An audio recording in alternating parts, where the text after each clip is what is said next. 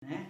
Se você pegar um grande filósofo da Idade Média, que foi um crítico da Igreja Católica, e era um católico, o bispo Santo Agostinho deu uma mais de 600 anos para poder aparecer novo grande filósofo.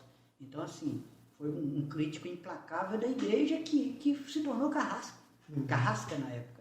Então, ele criticou a própria estrutura que ele defendia.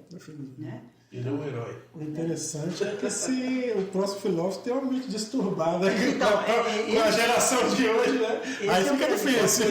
Uma coisa que eu achei interessante do seu livro, desde do título e o preâmbulo ali, eu vi um paralelo na ideia do mito da caverna de Platão. Tá.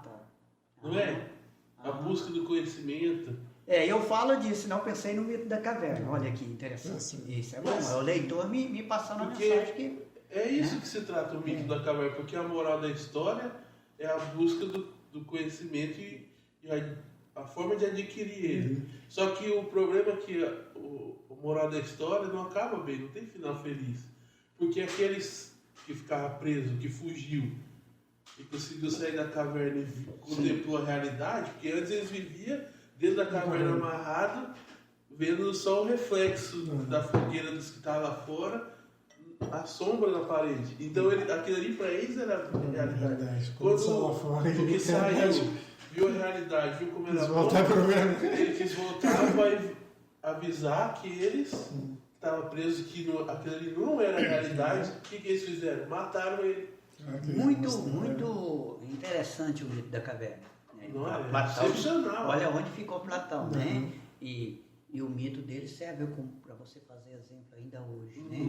Então, se você pega a nossa era, o que eles atacam hoje é a mente. Então, você controla a mente. Controla a mente, controla tudo, né? Você pega os iluministas lutaram para a liberdade da mente. Liberdade de expressão, de vez em voz.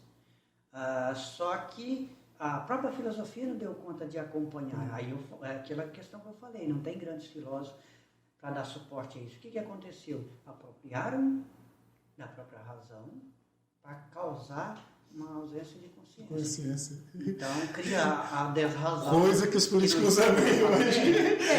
Então, hoje, as pessoas batem no mundo das ideias. Deu ideia, amadureceu. Quem tem o controle do mundo das ideias, ele tem o controle da situação. E a grande batalha que se tem hoje é essa, né? Mas aí, Eliel, você percebeu uma coisa que eu, talvez inconscientemente, surgiu, porque eu conheço o mito da caverna. Então, pode ser que inconscientemente a gente acaba externando isso sem perceber, né? Mas então, assim, se você pega aqui o livro, eu procurei desde a capa, foi construção minha, né? A ideia foi interessante, muito interessante. Então, assim, eu deixei aqui a margem para interpretação. Eu ainda não procurei falar, porque se eu falo, tira a graça. Mas ele tem uma intenção. Ele tem uma intenção, porque se você vai ver uma imagem aqui, né? E ele tem uma intenção aqui. Né? E quando eu mandei, eles aceitaram de imediato. Muito interessante. Não, mas é legal. E eu fiz o desenho e falei com eles, olha, eu quero nessa linha de raciocínio. E eles me deixaram. Então deixa aqui para vocês pensar sobre a capa do livro, antes de ler o livro, fazer a leitura da capa. Isso é legal, porque o leitor já começar pela capa. Já começa a viajar. Aquela história de não julgar o livro pela capa, isso aí não é Toda capa ela diz alguma coisa. Você leu o livro. Se a capa for... se você pega, tem uma empresa chamada Osaide, eu uso a expressão também, não sei do inglês, mas é uma empresa americana, na época que iniciou a implantação de educação, que é a educação realmente no Brasil, porque antes vinha coisa de fora, né? Quando eu começo o primeiro projeto de educação no Brasil, eles iniciaram, e uma das coisas que os americanos pediram é o controle da parte de ilustração. Olha, a gente não dá conta disso. A importância de uma imagem. A Revolução, o Renascimento, Foi uma revolução com as artes. Mas o engraçado é que quando você cria uma coisa, você já tem em mente o que você quer. Eu já tinha pelas músicas. Quando eu fazia CD, que eu já tinha em mente a capa que eu quero. Começar a fazer as músicas, já imaginava, não, a capa vai ser assim e tal. É igual quando a gente começa a criar um arranjo. O arranjo vai ter que ser assim, vai ter que bater mais ou menos assim. É interessante demais isso, né?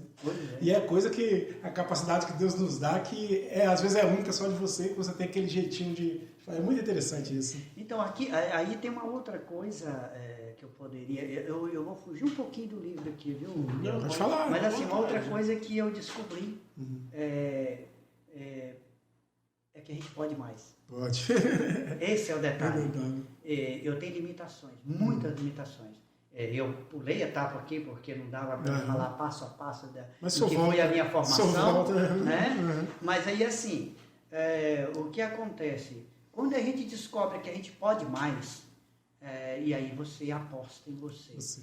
Então, assim, o grande problema do ser humano hoje é que ele se sente sucateado, o cara se sente desmotivado para tudo. Então, você vê pessoas com a mente arrasada, pessoa inteligente, não é pessoa que tem uma limitação. Uma coisa é você ter uma limitação cerebral, outra coisa é você ter um trauma depressivo. E eu acho, professor, eu tenho esse ponto aí, às vezes, com quem a pessoa convive, ou anda, ou influencia, né? Isso. Porque, às vezes, não sei se eu presto atenção assim, às vezes... E eu creio que deve ter acontecido contigo, você falar, tipo assim, eu vou lançar um livro. Bicho, isso aí não vai dar certo. É muito bom. Cara, ninguém faz isso não. Pra gente fala de verdade, cara, isso aí não, é doido, se não existe isso não, tá, né? Tem um livro que eu não posso comentar muito sobre ele, porque eu ainda não terminei de ler, mas é o título Mindset, que é um título em inglês, vai falar, na verdade, da mente, mentalidade de crescimento, mentalidade fixa e mentalidade de crescimento. São duas situações opostas. Mentalidade fixa é essa situação. Aquele cara que ele, às vezes, é super inteligente, mas ele não quer inovar. Isso, a expressão E tem aquele cara da mentalidade de crescimento, que ele sabe que ele é falho, porque a gente falha, a gente tentando acertar erra, mas ele busca. Aquele cara que você chama a atenção dele e diz, olha, você errou nisso aí. Eu falo, cara, mas eu vou melhorar, eu vou consertar. Então, é isso. Eu acho que, eu costumo dizer assim, eu descobri que eu posso mais. Eu dizia assim, quando eu comecei a fazer o mestrado, que era o grande desafio, aí sair do país e tal, eu dizia assim, se eu terminar, se eu conseguir defender uma dissertação, e eu consegui publicar um artigo, tá bom demais. Aí eu consegui defender a dissertação, publiquei já 8 artigos, eu já repeti, isso fica até repetitivo, mas eu estou falando que a gente lembra. Então, publiquei os artigos, fiz um artigo, mandei para a editora e tive a felicidade de sair como o primeiro capítulo do livro. Nossa, que interessante, né? E agora, esse aqui, que é um pouco mais simbólico, é mais filosófico, mas essa iniciativa. Então, assim, e aí eu costumo dizer, isso, sabe quando eu descobri que eu podia mais? 2009. 2009 já era professor, há muito tempo. Foi o motivo. Até ali, por isso que eu acho que as pessoas ainda se descobrem.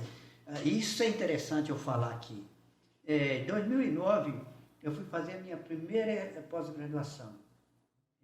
E aí foi muito interessante, porque toda pessoa que me vê sabe que eu sou um cara de origem humilde. Então, assim, eu, aquele cara humilde, cheguei no meio de um pessoal falando bonito, que ia fazer pós junto comigo, e eu pensei assim, meu Deus, o que eu vim fazer aqui no meio desse povo? O povo falando bonito, esse povo vai me fazer vergonha aqui na hora da nota e tal. E para minha surpresa, a primeira avaliação que nós fizemos, eu fui louco para ver a nota. Quando eu cheguei lá, minha nota estava maior do que os caras que falavam bonito. Ali eu me descobri. Ali eu descobri que eu não era tão ruim assim. Estou falando isso aqui com toda sinceridade, viu? Estou falando com toda sinceridade. Ali eu descobri que eu não sou aquele cara que eu pensava que era. Eu posso mais. Isso é interessante. Você está entendendo? Isso é interessante. E aí foi assim até o final do curso. Foi ali que eu olha, às vezes a gente nem se você não parar para analisar a sua vida, você não para, você já era professor, já tinha vivido um monte de situações, inclusive de elogios, pelo que eu vivi, porque assim, eu tenho um lado que eu admiro em mim. Eu tenho facilidade das pessoas gostarem de mim. Isso é Isso é autoelogio. Mas assim, é um perfil meu. É porque assim, tem pessoas que as pessoas querem estar perto. Pois isso é interessante. Isso. Eu chego no ambiente, eu costumo dizer assim, eu sou um cara chato. Chato nas redes sociais, o Ideal sabe. Eu não converso com ninguém em rede social. O meu contato é para o que eu preciso necessário. Eu não fico conversando, até porque não tenho muito tempo para isso. E não sou um cara sociável. Eu tenho um irmão que é calado, meu irmão caçula, muito calado. Mas ele é muito mais sociável do que eu.